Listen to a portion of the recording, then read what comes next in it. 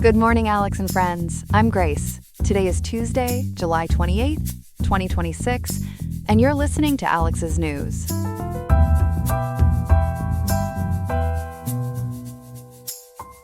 In Riverside today, expect a high of 96 degrees and a low of 68.4, so please plan accordingly and stay hydrated if you are heading outside. On today's show, we are examining the legal reasoning behind the jury's decision to hold Meta and Google accountable for contributing to social media addiction. We will also break down the potential impacts on thousands of migrants as their temporary protected status designations expire. Plus, we will touch on a few other important updates from around the globe to keep you fully informed.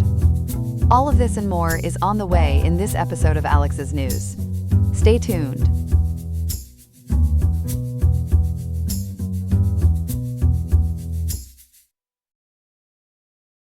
This morning, we're looking at a courtroom fight that could reshape how social media treats young users. Our tech reporter Ethan is here with the details. Ethan, good morning. What happened here?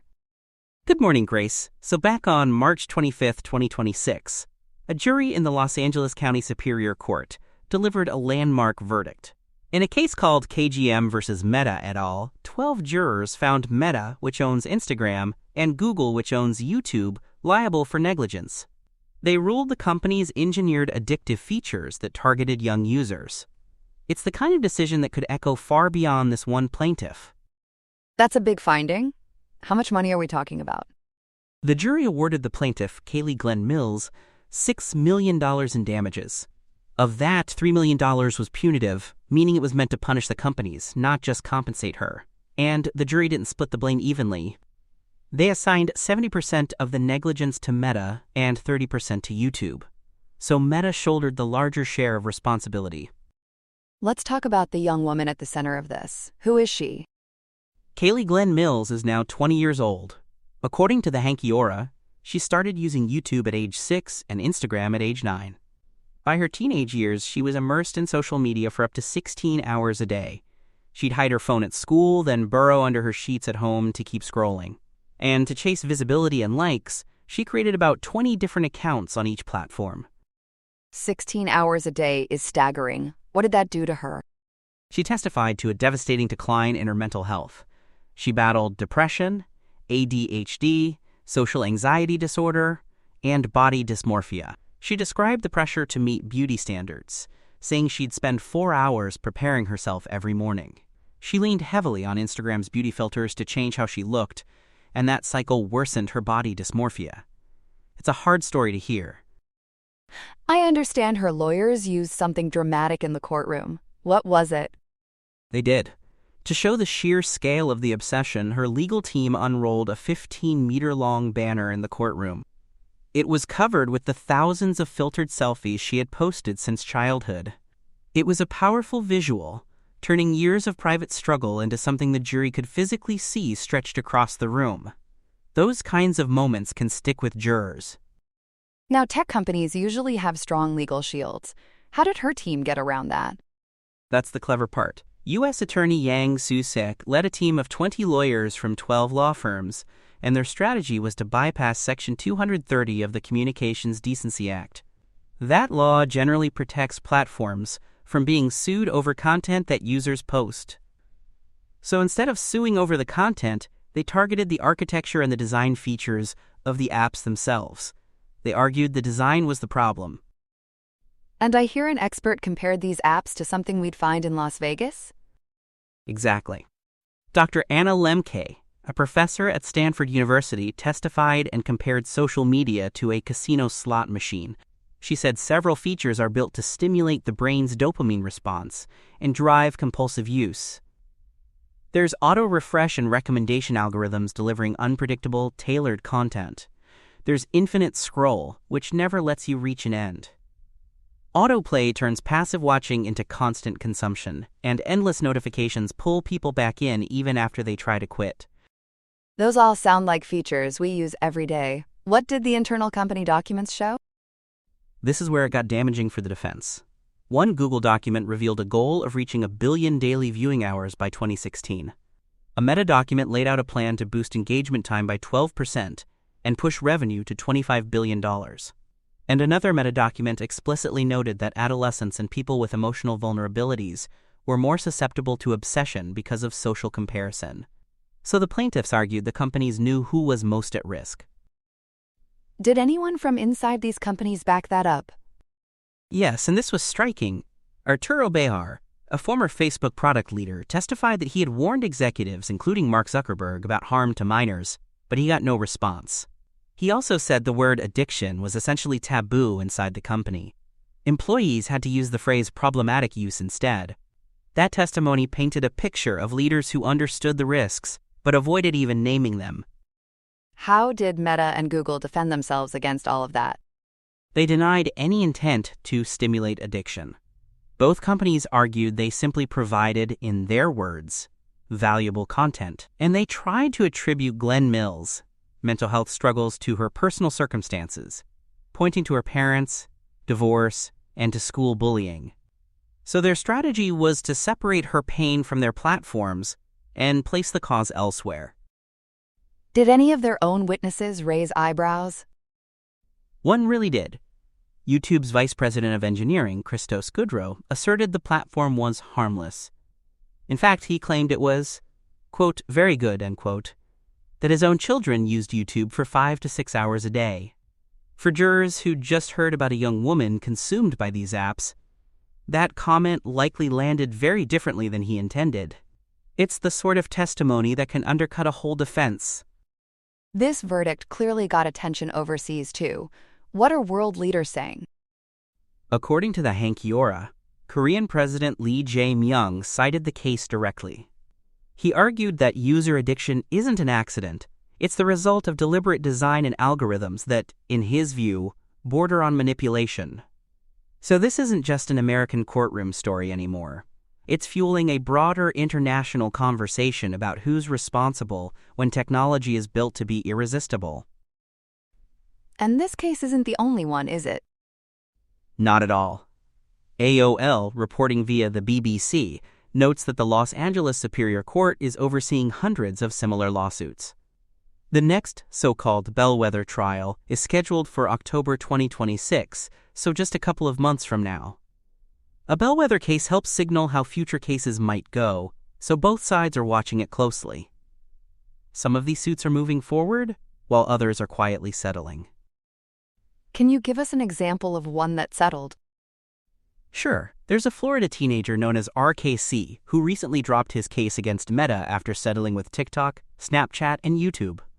He cited a desire to focus on his recovery and therapy. It's a reminder that behind these legal maneuvers are real young people trying to heal, and sometimes stepping away from a courtroom is part of that. What about other financial hits Meta has taken? There are a couple worth noting. Meta reached an undisclosed settlement with a school district that had sought $60 million over the negative impact of its platforms on students. And separately, a New Mexico judge ordered Meta to pay $375 million for misleading users about how safe its platforms were for children. So the KGM verdict fits into a growing pattern of legal pressure. So where does the KGM case stand right now? As of this month, July 2026, the verdict is being contested in the appellate court. Both Meta and Google have filed appeals, so this fight is far from over. Even so, the original ruling has already shifted the landscape by showing that a jury will hold platforms accountable for design, not just content. If it survives on appeal, it could open the door for many of those hundreds of pending cases. Ethan, this is a story we'll clearly be following for a while. Thanks so much for breaking it down for us this morning. My pleasure, Grace. And I'll be keeping an eye on that October trial, so we'll talk again soon. Welcome back. This morning we're following a major development in immigration policy. As of today, more than 300,000 people have lost their legal protections here in the U.S. Our reporter Chloe has been tracking this story. Chloe, good morning. Can you tell us what exactly happened? Good morning, Grace. So yesterday, Monday, July 27th, temporary protected status expired for more than 300,000 Haitians and thousands of Syrians. Along with that status, their work authorizations expired too. This is the largest single expiration of TPS holders since the Trump administration began its immigration crackdown. It's a huge moment for these communities. That's a staggering number. Remind us, what actually is temporary protected status? Sure, TPS was established under the Immigration and Nationality Act of 1952. The idea is to protect migrants from deportation and give them work permits when their home country is deemed unsafe. That could be because of natural disasters, armed conflict, or what the law calls extraordinary and temporary conditions. For years, Haiti and Syria have qualified under that framework. So how did we get to this expiration date of July 27th? It really comes down to a Supreme Court ruling back in June of 2026. The case was Mullen versus Doe, and it cleared the way for the administration to end TPS for both Haiti and Syria. The Supreme Court upheld the revocation, but temporary lower court orders had delayed the final terminations. Those orders pushed the actual end date to yesterday, July 27th. I understand there was an earlier deadline that got moved. What happened there? That's right. According to the Caribbean National Weekly, the Department of Homeland Security had originally determined that Haiti no longer met the necessary conditions. Their scheduled termination date was February 3rd of this year. But those court-ordered extensions kept protections and employment authorization documents valid all the way until July 27th. It got complicated enough that USCIS actually told employers to write the phrase, quote, as per court order, end quote, on Form I-9 verification. That's an unusual instruction. Why did employers need that specific language? It was really about clearing up confusion. Many of these work permits had expiration dates all over the map, ranging from February 2023 to February 2026. So USCIS asked employers to list July 27, 2026, as the final expiration date. That way, everyone was working off the same deadline, despite the messy timeline. It kept people legally employed right up until yesterday. Now let's turn to the government's response. How is the Department of Homeland Security framing all this? DHS has taken a very firm stance. A spokesperson said on July 27th that, quote, it's closing time, end quote. They added that while TPS holders, quote, don't have to go home, end quote, they, quote, can't stay here, end quote. So the messaging is blunt. There's no ambiguity about where the department stands on this. Is the government offering these people any options to leave on their own terms? They are, actually. James Percival, the general counsel for DHS, announced on X, formerly Twitter, that people with expiring designations had, quote, one last opportunity, end quote. That opportunity is a free flight home, plus a payment of $2,600. He urged them to take advantage of the offer, so it's being framed as an incentive for voluntary departure rather than waiting for enforcement. And if people don't take that offer, what happens next? This is where it gets serious. ABC News reports that a source familiar with the situation says Immigration and Customs Enforcement is planning to, quote, ramp up operations, end quote, specifically targeting Haitian TPS holders. Now, those plans could still shift, depending on future court rulings, but the source pointed to large Haitian communities that could feel the most immediate effects, particularly in South Florida and in Springfield, Ohio. Springfield, Ohio stands out on that list. Why is that place significant? It's notable because Springfield became a flashpoint during the 2024 campaign. That's where President Trump and VP candidate J.D. Vance made claims regarding Haitian residents. So there's real history and tension attached to that community. Now it's being named as a place where large-scale enforcement could hit hard. For the people living there, this is deeply personal. Let's talk about Florida, since you mentioned South Florida. How big is the impact there? Florida is really the epicenter. Spectrum News 13 reports that the state has the largest population of TPS recipients in the country at 403,965 people. It's also home to over 500,000 Haitians. So when we talk about who's affected, Florida is where you see the greatest concentration by far. The ripple effects there could be enormous. Can you break down which counties are most affected? Absolutely. In South Florida, Broward County has roughly 86,100 Haitian residents. Miami-Dade County has about 78,800. And Palm Beach County has approximately 68,400.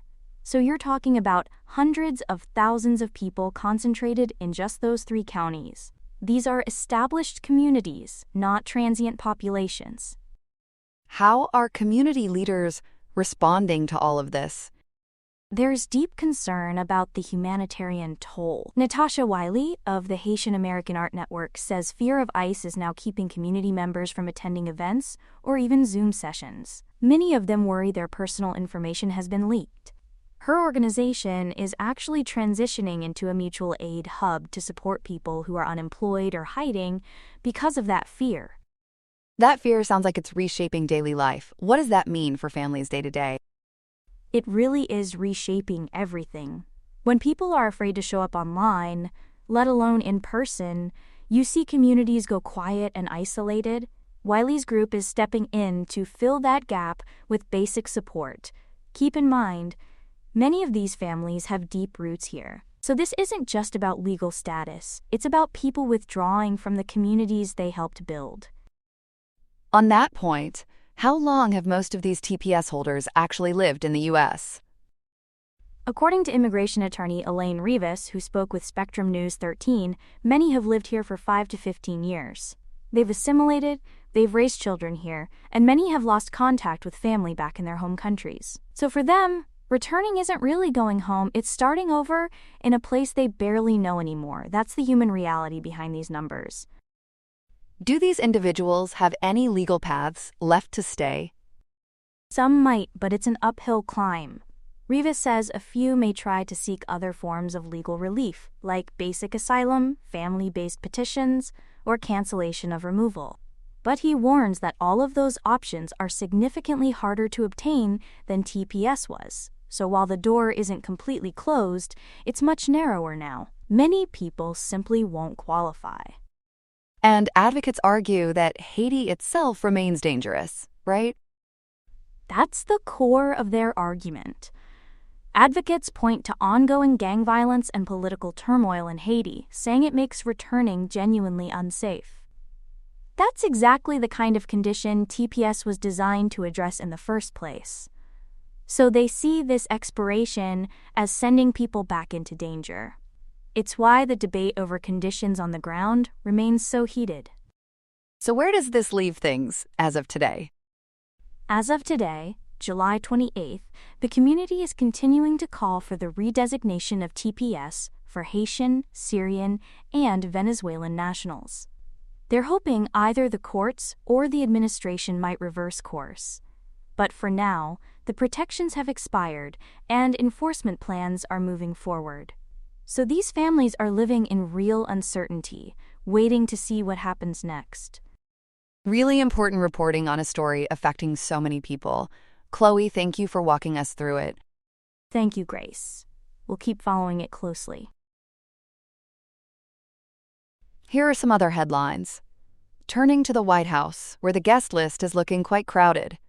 On Tuesday, July 28th, President Donald Trump will play the role of the ultimate middleman, hosting back-to-back meetings with Ukrainian President Volodymyr Zelensky and Israeli Prime Minister Benjamin Netanyahu.